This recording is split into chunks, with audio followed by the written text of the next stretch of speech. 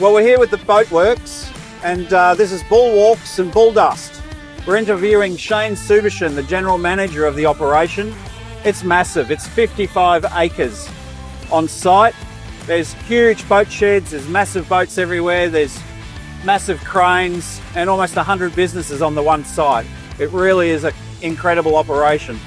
Shane's a very busy man being general manager, but we've managed to jag him for a little bit of time, and we're going to chuck him in the captain's chair by Melfi Designs, and we're going to ask him a couple of questions, and he's going to tell us all about this wonderful place. Stand by, we'll talk to you very soon.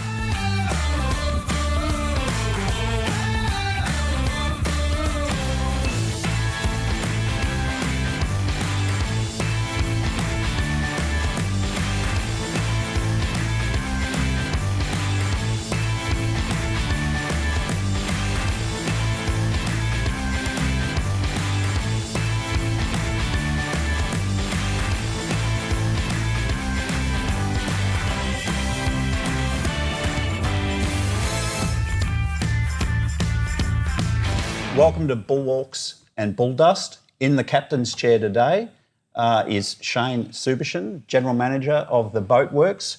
Shane, this is a fantastic facility. We're sitting actually inside the car museum and it's just full of toys. It's just a small part of the Boatworks. This is 55 acres. It's world class.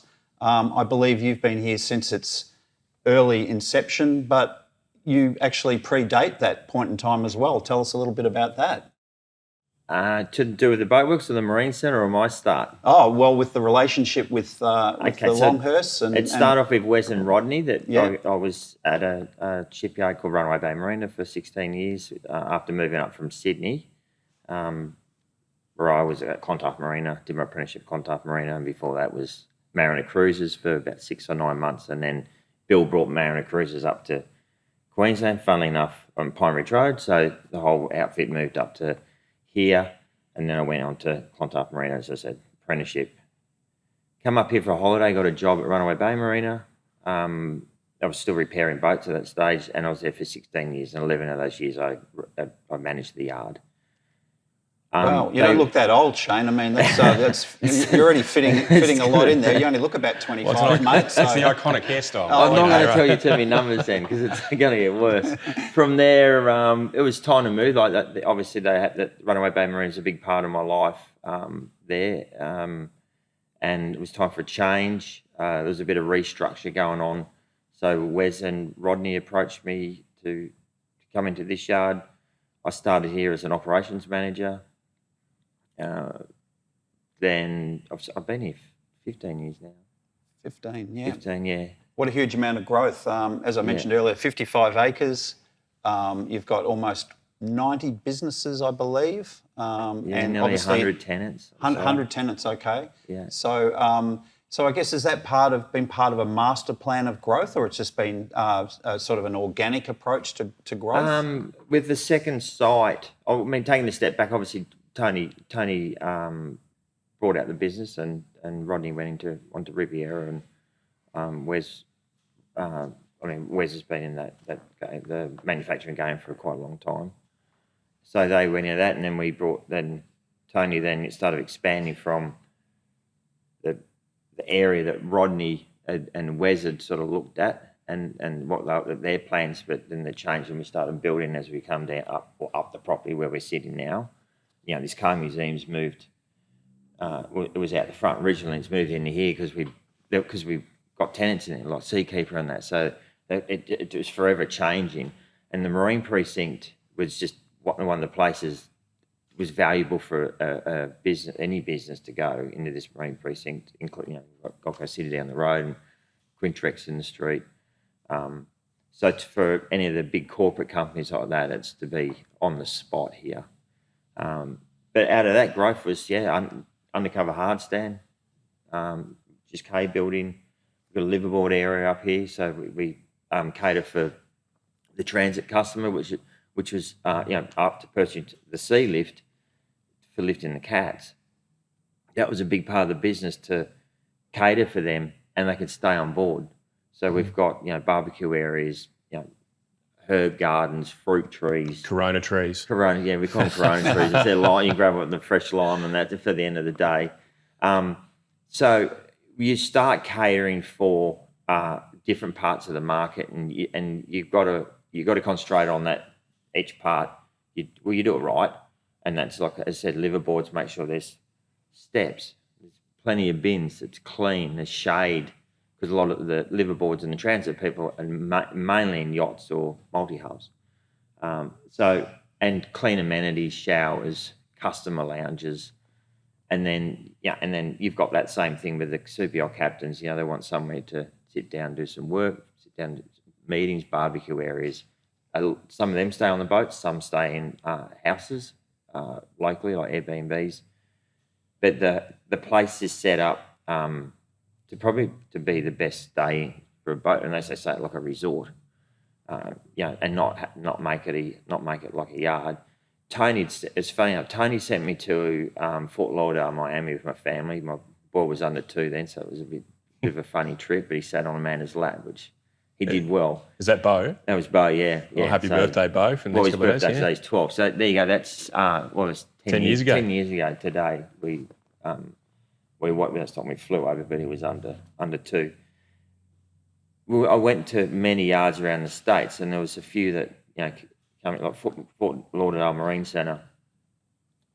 And when I come back, Tony said, what's your feedback on American yards for what we can build here? And I said, really nothing bar the landscape's what they do over there.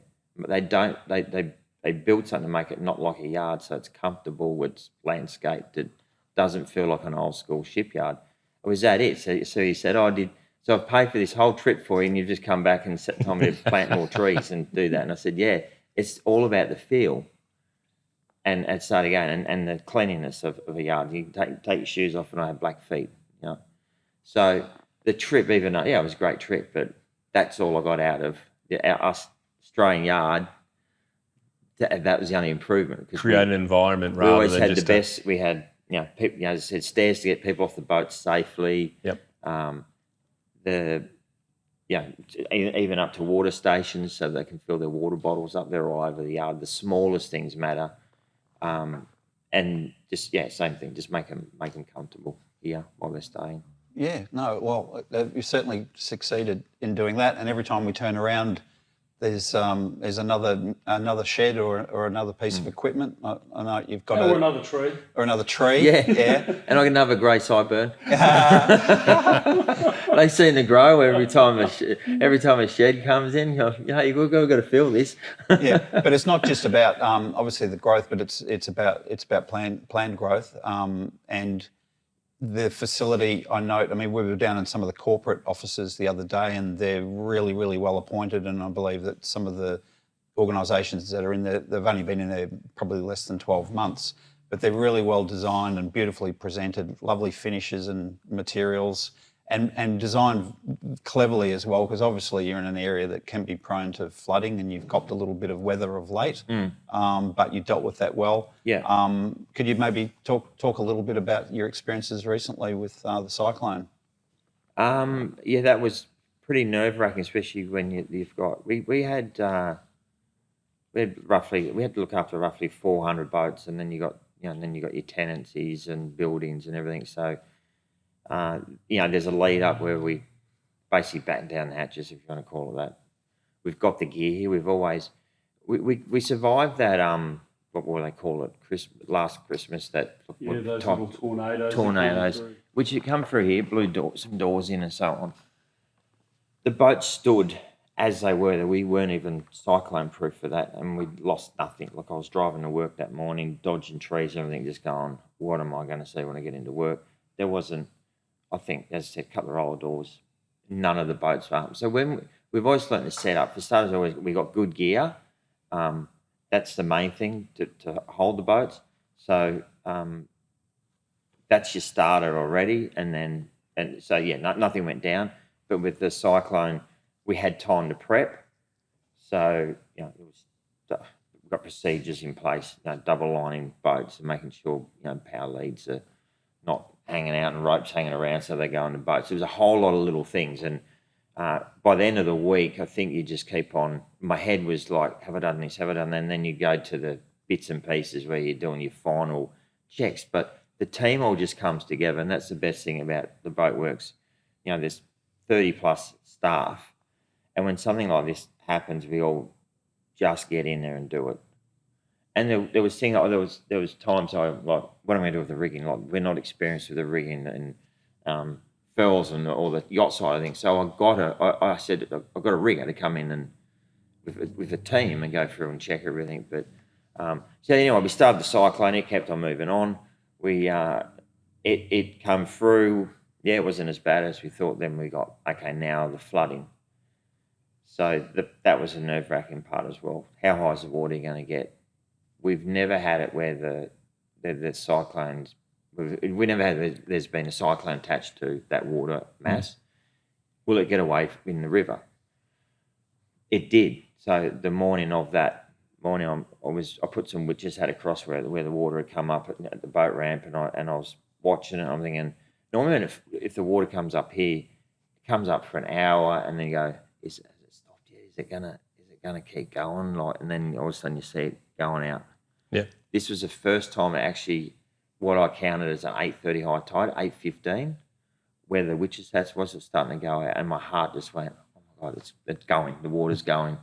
So there was a 4 days over the weekend of, as Amanda said at home, I think I wore the tiles out in the lounge room and kitchen, pacing on the phone.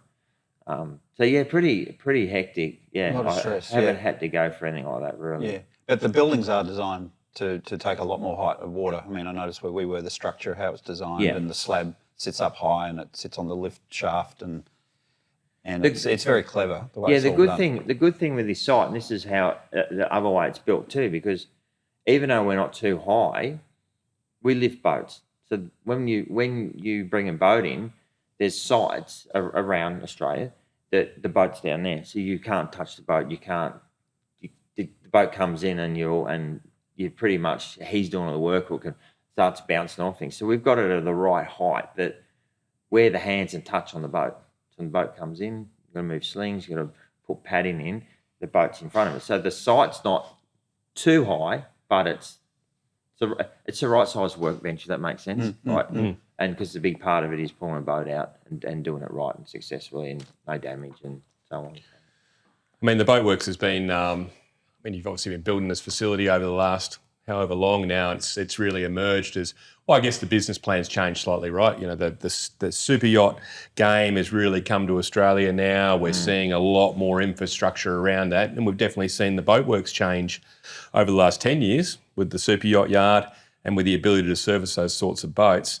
I guess my question for you was, was that ever the intent to grow into the global market, or was just to keep growing with what the market needs in Australia?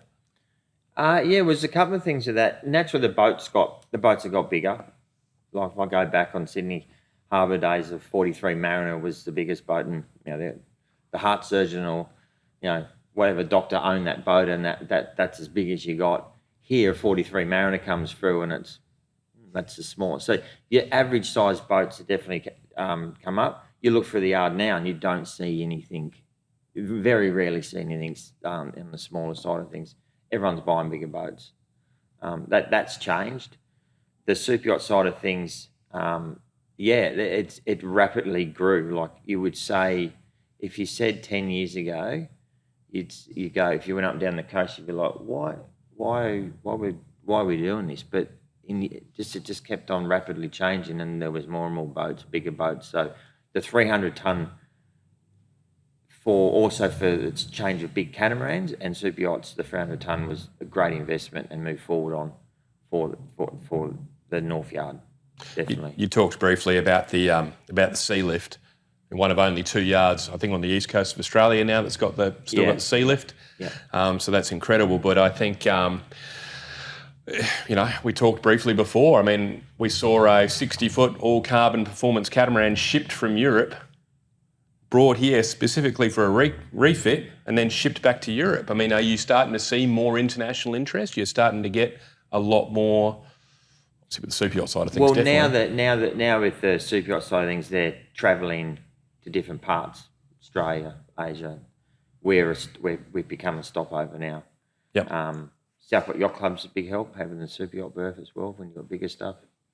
The in-water sheds change that market now because even if we can't lift it, they can still refit under cover. Definitely. And Most recent addition to an ever-expanding facility. yeah, so that's another thing that just had to happen with the in-water shed, and we would look at now. I'm talking to Tony now to do some of our existing berths, not to that size, but to put little in-water covers like Riviera got. Yep. You know, we'll find out the height, so I'm going to convert some berths to that, so for your 50-footer, so they can detail in water. So it's just improving. Same thing. It's like a water workshop. That's really a pretty good segue into what's next.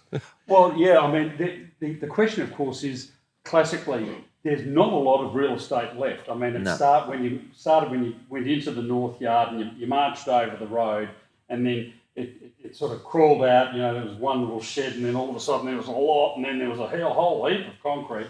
If you're old enough, you'll remember when Grant Warrington put the trimaran in there to convert that. I was here, yeah. Dug it out, and that's all gone. It's all under concrete. There's a small patch up in the top corner of gravel, but the sheds are being built at the moment. No doubt some more concrete's coming. Yeah. What do you do? What do you do when you've taken your footprint? What do you do? Well, as a business, keep the same level of service and just keep this company, you know, to be the best in the marine industry for its service. Make sure we've got the right tenants here. The biggest value to here is the sheds. We're in Queensland. People don't want to be outside unless you got a mast. Obviously, you've got no choice. But what we did do, the back of the hard stand, we put those awnings that run across and they run through the hard stand. There's ones up here as well. They weren't put in as an extra. Oh, you're going to pay extra for the awning. We try and get the yacht under there. They're there to make the customer, at the end of the day, have some shade. And there's plants in planter boxes, so they can sit back there and, you know, they've got workbenches and stuff like that. Those little things is what create the people to come back because it's all the comforts for them. But yeah, the sheds are, you know, I had a call earlier. I heard Clinton dealing with one of our super yacht customers that needs to come out of the water and there's no sheds, but they're full. So, you know, when you start doing, you don't want to be out in the elements. And they've worked out now when you get into anything undercover, there's no excuse then for a trade to say, look, I can't get it done because it was raining this morning, but the time you start, you know, because they're all obviously thinking about their budget and so on, but the time you start looking at a little bit extra for a shed compared to a hard stand, there's no excuse for someone not to be able to work on that boat.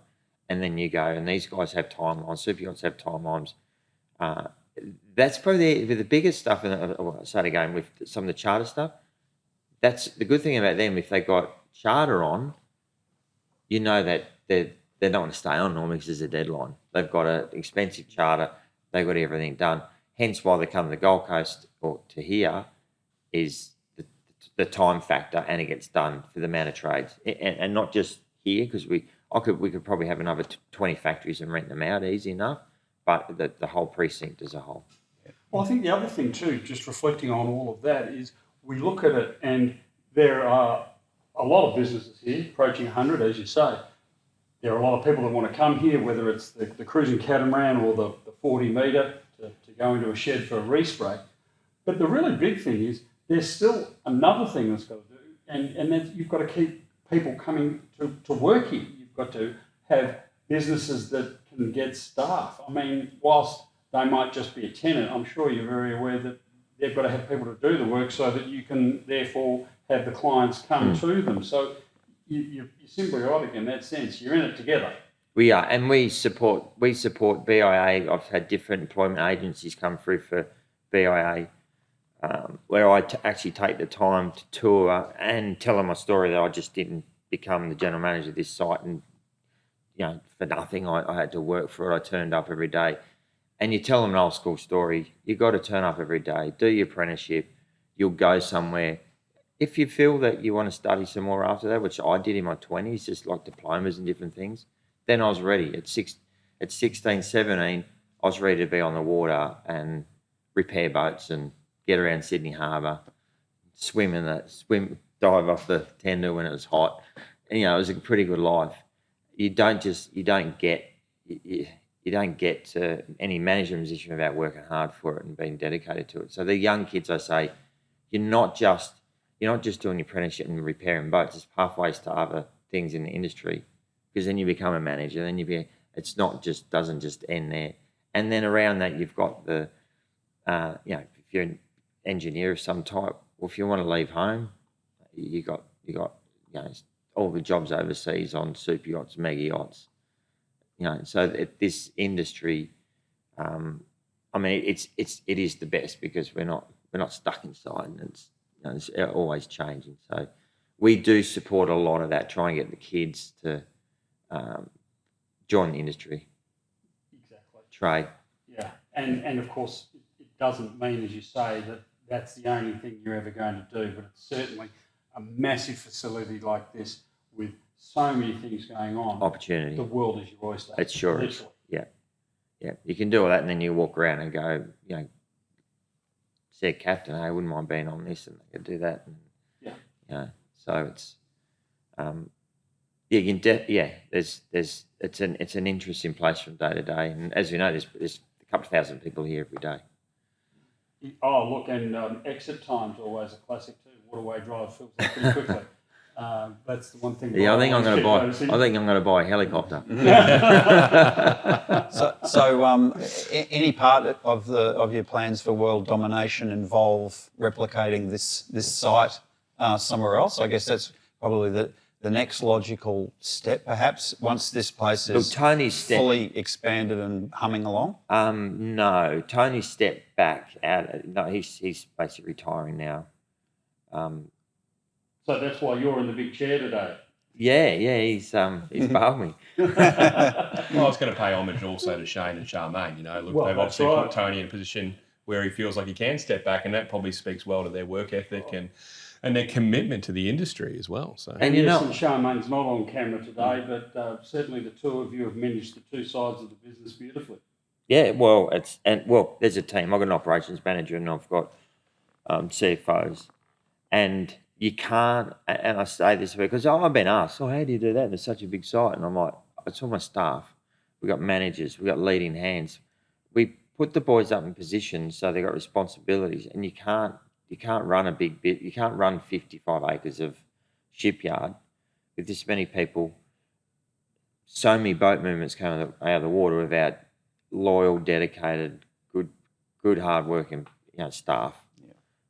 And that did even shine more. Like when we had that cyclone, that was pretty impressive for me. That these guys we just kept going and going and going, so we were okay. And it is really interesting because I know that over in the North Yard in the super yacht facility, I think a boat goes in and out every day, doesn't it, or every half day. On Mondays we can have up to 20 outs movements. The numbers are there. It gets to a point where it's full, and then you go, I can't get anything out now when they stay on. And the bigger we've worked out, the bigger the boat, the longer they're staying out. It's not like the smaller boat will only stay a couple of days. Well, they're here for a while now, so we still have to manage that. And they've got a really brilliant team in the office, and they're just like logistical kings. They're just like, oh, let's not go on all that shed. It's every day. Oh no, we're not going in the water now. They're moving stuff constantly. Well, you've made the facility great so that you can get those efficiencies, as you mentioned about the trays and getting all the work done and getting it all done and out the door. But then if you make a facility that's that great and people don't want to leave it, then you do get bottlenecks. That's never a problem. We just deal with that. Yeah. And as I always say, remember, it's not the customer's fault. Well, speaking from experience, I've had a lot of boats lifted here over the years, and I can absolutely say it's always been a problem-solving exercise, and you've always done that really, really well. So, the good thing is with 6 machines, we can pretty much do that. I had a guy ring up on my personal phone and said, "Oh, someone I know, I need to get on Wednesday. I've got the boat sold. I go, I'm sure I can do that because the lift and hold, there's 6 machines. We'll just make it happen. What's your biggest one? Is it 100? 300. 300. You've got a 300. Got a 300. We've got a 90 variable width, 100 variable width, the sea lift, and then the 70. The 70 is the original one from here, Crib Point, built here in Australia. Still going, did it. I know this is not the host story time, but I remember one of the most embarrassing days I had in my life was crashing a powerboat at high speed in reverse in Shane's marina. And he looked at me and went, I think we'll get that boat back out of the water now, Lee, and made it happen. Good thing that. Good thing that. Oh, I didn't think you'd tell on that one. Well, look, it's on YouTube. Wasn't it It's on a YouTube. throttle stick? Sorry? Wasn't it a throttle stick? Yeah, it was a throttle stick in forward and reverse. Yeah, so not my finest hour, but it is on YouTube, so I have to talk As we about say, it. we But will learn by our mistakes, as long as they're not too bad. I was very grateful to have Shane and the whole team on site that day because they made it a lot less painful. So, Well, I can only talk to the fact that they've been most gracious in hosting us here in this fabulous facility as part of the Boatworks, and everybody's just been wonderful and helped us obviously create what we're creating here. Your team, I look forward to meeting more of them. You've been fantastic. You've been a fantastic guest. Thank you for sharing some insights and shedding some light on the history of the Boatworks, and for sitting in the captain's chair, which has been provided by Melfi Designs. Melfi Designs. Literally hands distance And it's away. actually really comfortable. And it's really comfortable. I think I want it from my office. Well done, Michael. He wants one in the office. So, Shane, thank you very much, and certainly More than appreciate your welcome. time today and all your team's support. Thank you very much. Thanks, guys. Well done. good. Shane, that was fantastic. Thanks so much for coming on Bulwarks and Bulldust and sitting in the captain's chair by Melfi Designs. I hope you found it wasn't as bad as going into the dentist's chair. No. And you have got very nice teeth, I'll point out. Very, very, very kind of you, because I know you're a very busy man. So thanks again, and well done. Then more than welcome anytime, you know that. All right, terrific. Thanks, Shane. Good on you.